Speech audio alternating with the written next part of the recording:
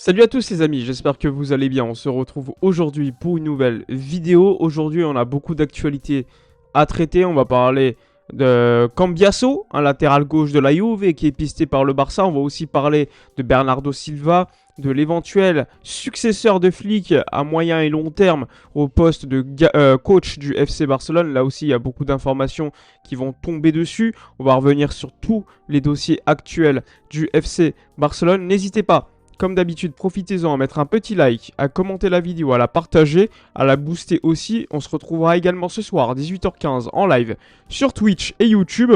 Donc n'hésitez pas également à me suivre sur Discord pour pouvoir également me rejoindre, parler sur Twitch pour avoir également donc des informations, interagir ensemble. Tout cela ce soir aux alentours de 18h15.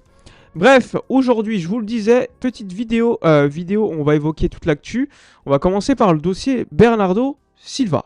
Alors, Bernardo Silva, hier, Fabrizio Romano a expliqué qu'alors que, à la base, le joueur portugais de Manchester City, qui est sous contrat jusqu'au 30 juin, devait annoncer donc son futur club, sachant qu'il a des offres de l'Atlético de Madrid et du FC Barcelone, finalement, selon Fabrizio Romano, changement de plan pour Bernardo Silva qui devrait décider de son avenir seulement après la Coupe du Monde.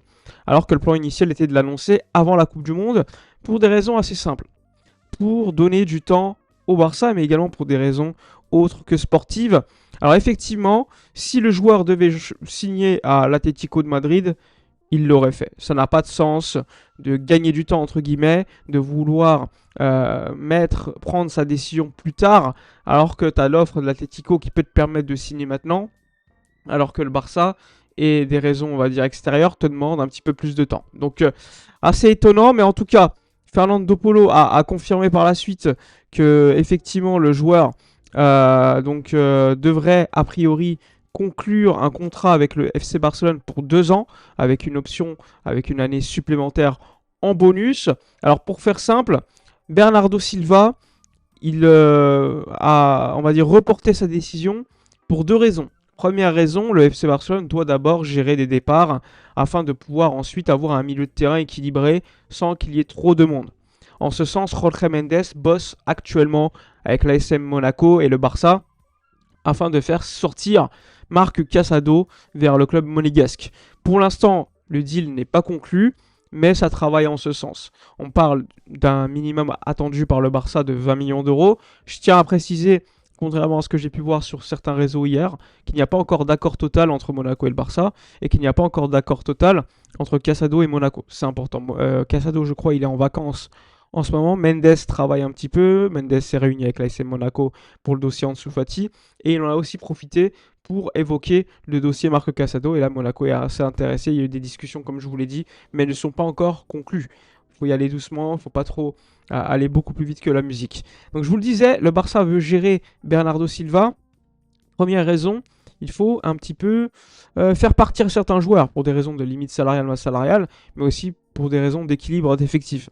En ce sens, comme le club considère que Bernardo Silva est tantôt polyvalent pour jouer au milieu de terrain, mais également comme faux ailier droit pour faire donner du repos à Lamine Yamal, eh bien Rouni Bardghji pourrait être sanctionné en ce sens et pourrait partir. Fernando Polo hier il a sorti l'information comme quoi le Barça envisageait soit de prêter Rooney, soit de le vendre avec une option de rachat. Donc là aussi, il faudra le suivre, sachant qu'il y a des clubs intéressés, que ce soit des clubs anglais comme Leeds United, Brighton, Sunderland, mais également un club espagnol qui, pour l'instant, son nom n'est pas sorti au sein des médias. Donc un FC Barcelone qui maintenant bosse, entre guillemets, sur les départs, afin de pouvoir inclure dans sa planification sportive à court terme le dossier Bernardo Silva. Alors évidemment, si je devais vous donner mon avis, Bernardo Silva n'est pas un joueur qui personnellement me fait kiffer plus que ça. Pour autant, je suis conscient que c'est un joueur expérimenté qui peut amener à cet effectif un peu plus jeune.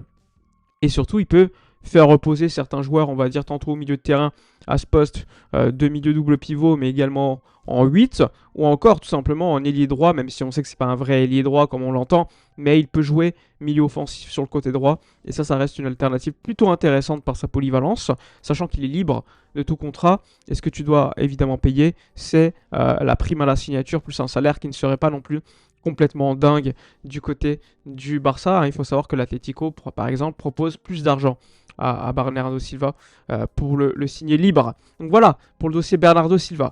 Il y a le dossier également d'un latéral gauche italien, c'est Cambiaso.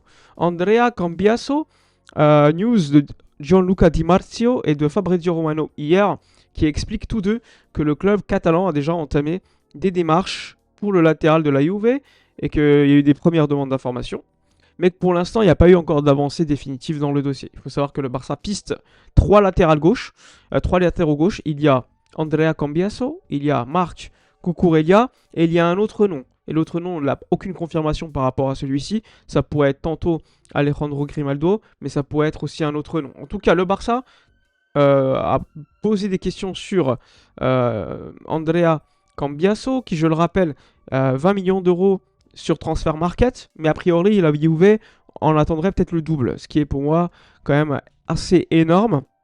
Donc il peut jouer, comme je vous l'ai dit, il joue sur le côté gauche, hein, regardez Transfer Market, 1m82, sous contrat jusqu'en 2029, quand même un contrat assez long. Ambidextre, on a pu poser la question à des supporters de la Juve pour l'ancien joueur qui a pas mal bougé, hein, regardez. Hein.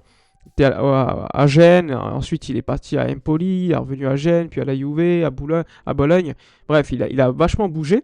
C'est un joueur qui est estimé assez technique, mais qui n'est pas non plus parfait défensivement, qui a des errances défensives. Donc à voir, c'est un 2000, il a 26 ans. Les stats sont pas dingues, hein, 3 buts, 4 passes D pour 36 matchs, mais bon, ça reste un latéral. Il est dans une Juve qui n'est pas forcément compétitive, une Juve qui ne sera pas en Ligue des Champions la saison prochaine. Donc à voir si c'est une piste sérieuse ou pas pour le FC Barcelone. En tout cas, le Barça a pris des renseignements sur le joueur déjà depuis un bout de temps. Et donc ils ont continué en ce sens-là côté FC Barcelone. Comme je vous l'ai dit, perso, je pense que le poste de latéral gauche sera évidemment conditionné à l'éventuel départ de Alejandro Balde. Et l'autre latéral gauche sur lequel travaille le Barça, évidemment, vous le savez, c'est Joao Cancelo.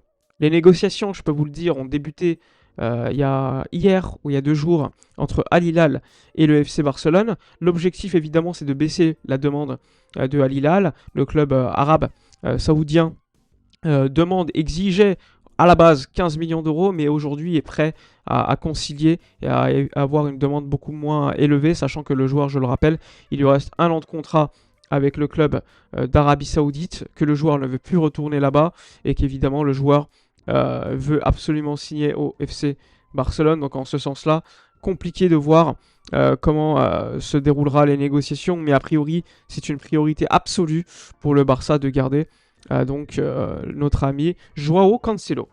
Il y a aussi le Barça qui travaille, a priori selon TV3, Laia Tudel, une journaliste qui travaille chez TV3, eh bien, a priori, pour l'après Hansi Flick, c'est-à-dire qu'il est sous contrat jusqu'en 2028, plus 1 année en option, le club aurait discuté avec Fabregas en lui disant à chaque fois si tu vas dans un autre club, laisse une clause Barça au cas où, parce qu'on est très intéressé par toi. Pour l'après-Flick. Donc voilà, ça reste une clause qui n'est pas non plus, on va dire, qui montre quand même un intérêt de la part du Barça pour Fabregas, qui aujourd'hui était coach à Com, qu'il a qualifié en compétition européenne, je crois en Ligue des Champions, si je ne me trompe pas. Faudrait que je check. Europa League ou Ligue des Champions, mais en tout cas, il les a fait aller en Europe. Alors certes, le budget est quand même assez élevé du côté de Com, mais c'est extraordinaire le travail qu'il fait. Alors c'est peut-être pas le jeu le plus flamboyant à Com. Il y a beaucoup d'Espagnols, beaucoup de joueurs formés au Real, etc. Mais l'objectif de Fabregas a été atteint. Alors à voir évidemment si ça devient une option sérieuse, sachant qu'il y a également le nom de Luis Enrique qui plaît énormément du côté du Barça. Alors il faut savoir que Luis Enrique va prolonger au PSG, hein, personne ne dit le contraire, mais l'un des noms qui plaît le plus pour un retour éventuel un jour du côté du Barça, en plus de Fabregas, il y a également Luis Enrique. Donc c'est important de le garder en tête.